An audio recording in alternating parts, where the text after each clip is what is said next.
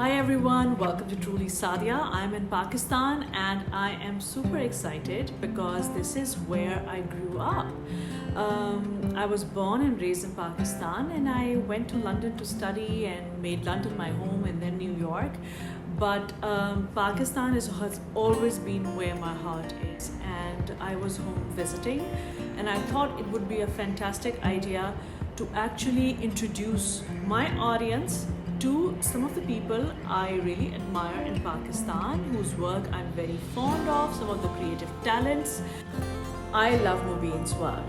Mobeen is a renowned photojournalist. His work has been appreciated all over the world. He's done exhibitions in Iraq, in China, in America, in Pakistan.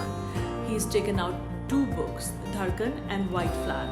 And these are two beautiful books about Pakistan. Mobeen is a sculptor, Mobeen is an artist, Mobeen has done tech talks, he's a motivational speaker. One of the reasons why I really wanted to film a vlog about someone in Pakistan is because I feel that there are so many negative perceptions about Pakistan that have been hardwired into our brains that people really don't know what Pakistan is all about. And there is so much natural beauty in Pakistan. It is such a beautiful country. Tourism in Pakistan has picked up recently. Condé Nast travelers mentioned Pakistan as one of the world's top travel destinations. But most people are not aware about it. And through Mobeen's work, you can really see the beauty of Pakistan. I would love for people to see Pakistan through a different lens, and what better lens than Mobeen's lens. So let's discover Pakistan through this vlog. Let's talk to Mobeen on this vlog and find out about the hidden potential of Pakistan.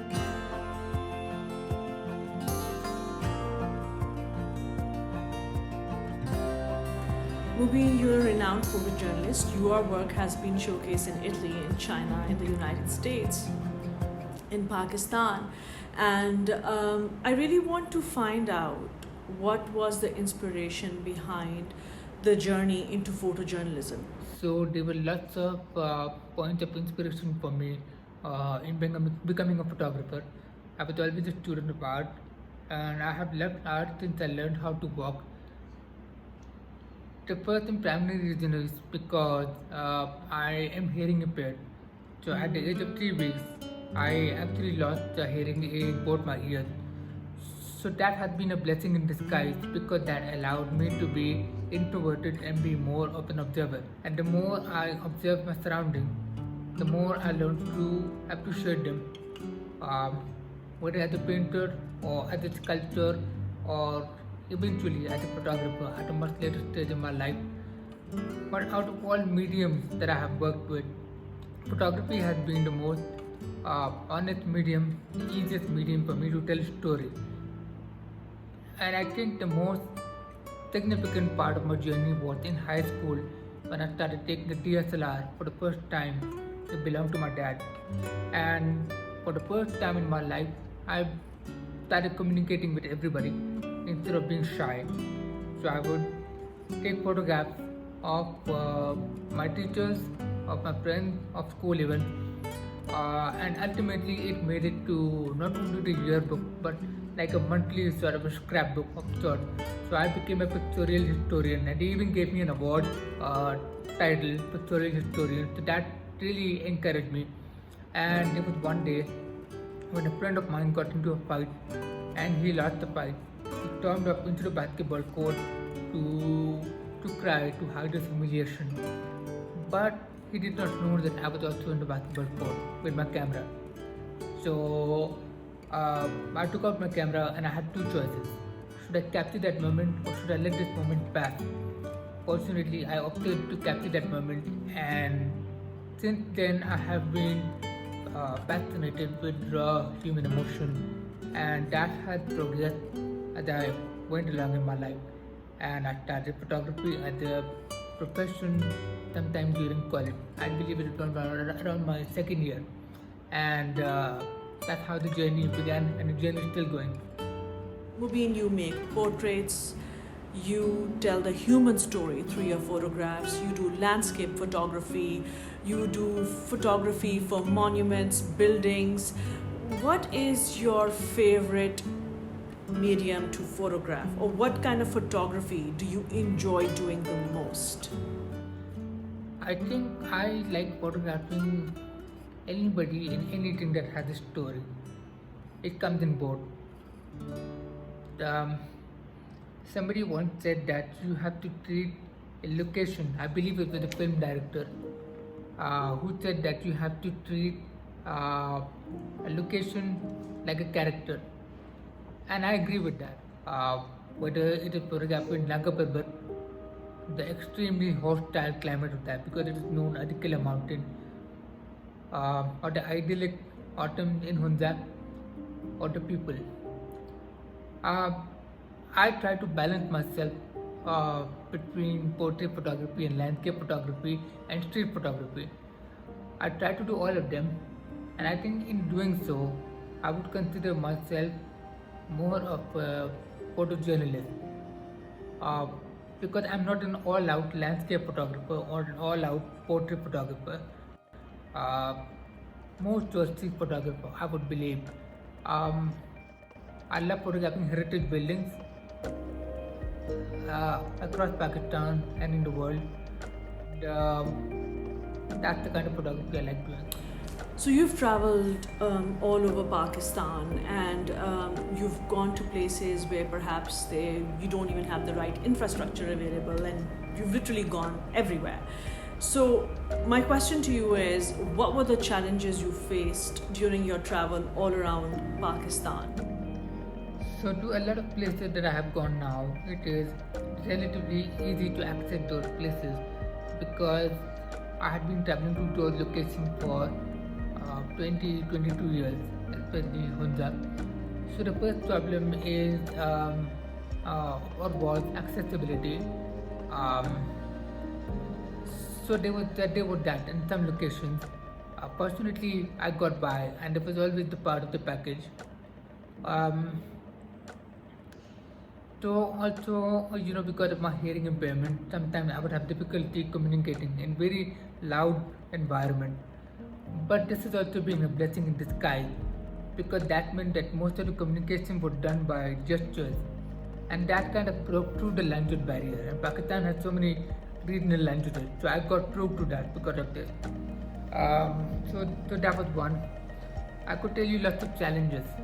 Uh, Maybe starting from doing some photography in a place where photography is maybe not allowed, to very distant, far off places where a storm has happened and sometimes there are no resources and weather conditions are just not ideal. But there is one more challenging trip that I would like to mention. This was in Gilgit Baltistan. This was a place called Darkot Pass, which is about almost 17,000 feet high, and this is a whole expedition which lasts for 12 days. And so that place is very inhospitable because the climate is very harsh because the weather changes every couple of minutes.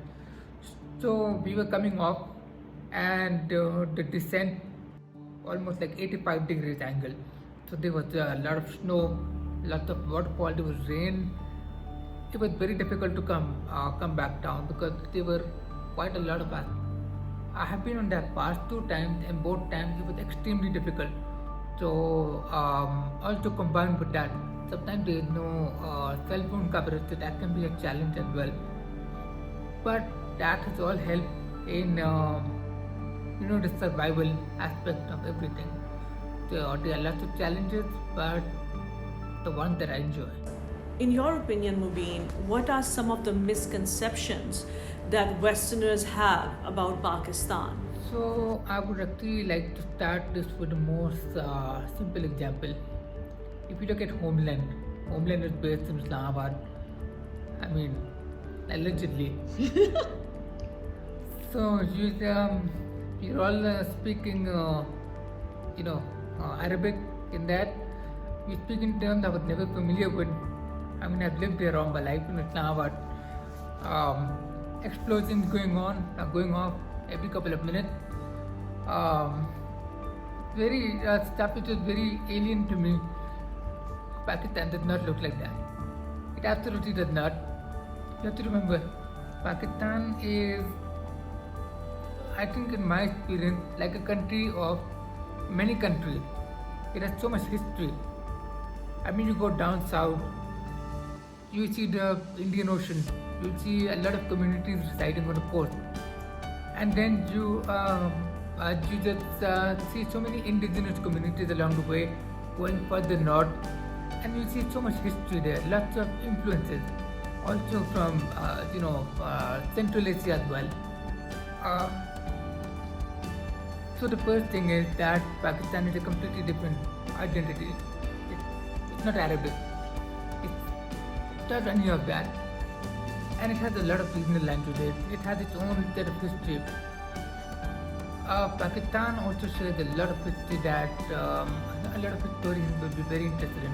Mohenjo-daro, a part of the Indus Valley Harappa civilization, and we are not only a Muslim society. A lot of religious communities reside here as well. Christians, Zoroastrians, Hindus, Sikhs, Buddhists. A lot of the festivities, worship takes place as well. The biggest conception is that we are all terrorists.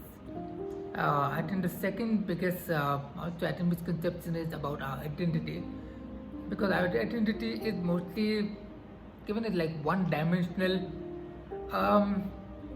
I think that narrative is I think is slowly changing, but it's something that we still struggle with as an identity. Wherever I go, I get asked these questions. People get very surprised to see fashion shows. People get very surprised to see, so many things there. So we are, I think, just like any other country in the world. We have our own sets of challenges. I think that's the biggest misconception that is there about Pakistan. Mobeen, which are the top 3 places you would recommend to visit in Pakistan? Your 3 favorites. So my first answer is very obvious. That would be North Pakistan, across North Pakistan. That would be Gilgit-Baltistan.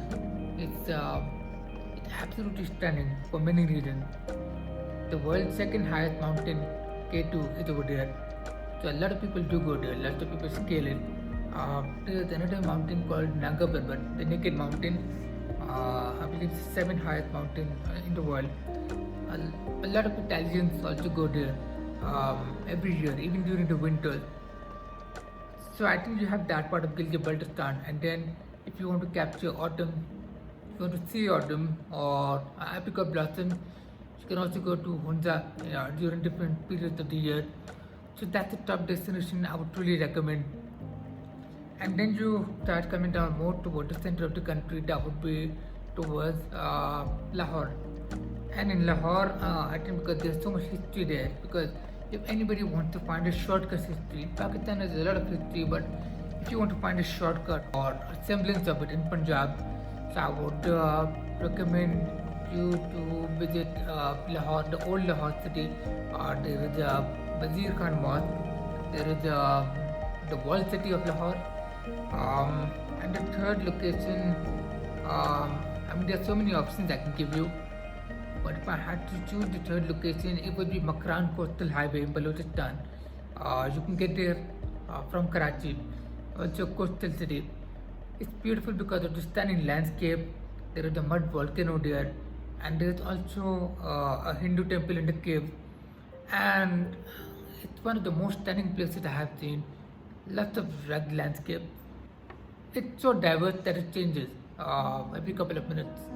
So these are the top 3 destinations that I would recommend. Mobeen, what are your tips to young photographers who are trying to make it in this very competitive field and really make their mark? So recently a photographer told me that it does not matter what equipment you have, be it your camera, be it your mobile phone, you capture those moments.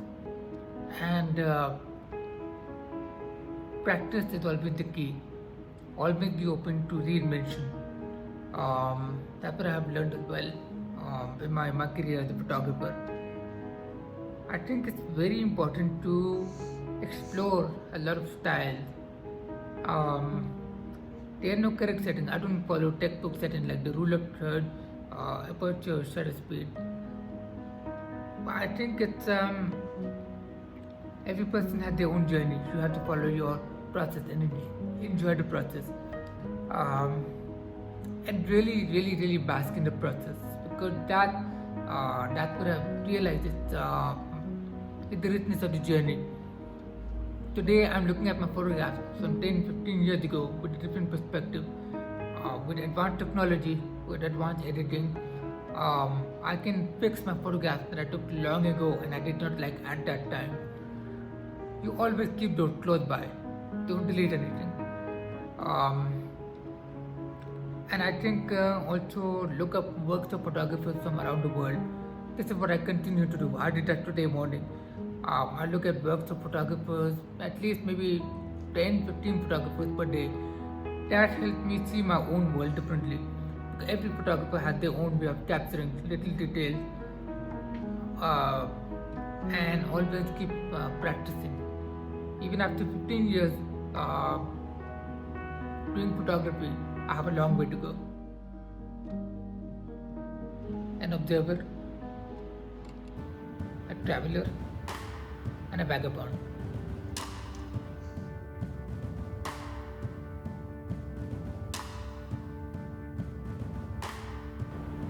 I hope you enjoyed watching this vlog and hearing Mobeen Ansari and finding out about his journey. Pakistan is a beautiful country. It is a country with immense potential. It's one of the top tourist destinations in the world at the moment, especially if you're into adventure tourism. Do visit Pakistan. And what I would like to say is that this world is changing, and due to COVID, I think we've had a chance to take a pause and really understand how important it is to be in touch with nature, how important it is to discover and see this world. We are so wrapped up in our lives that sometimes we forget about nature, about beauty, about the simple things of life. At least for myself, I wanted to come back home and I wanted to reconnect, and it's done wonders for me. Sadly, I haven't had the chance to go to all the localities where Mobeen has gone. I hope I can do that, and I hope I can bring my children here and show them some of the beautiful sights of Pakistan.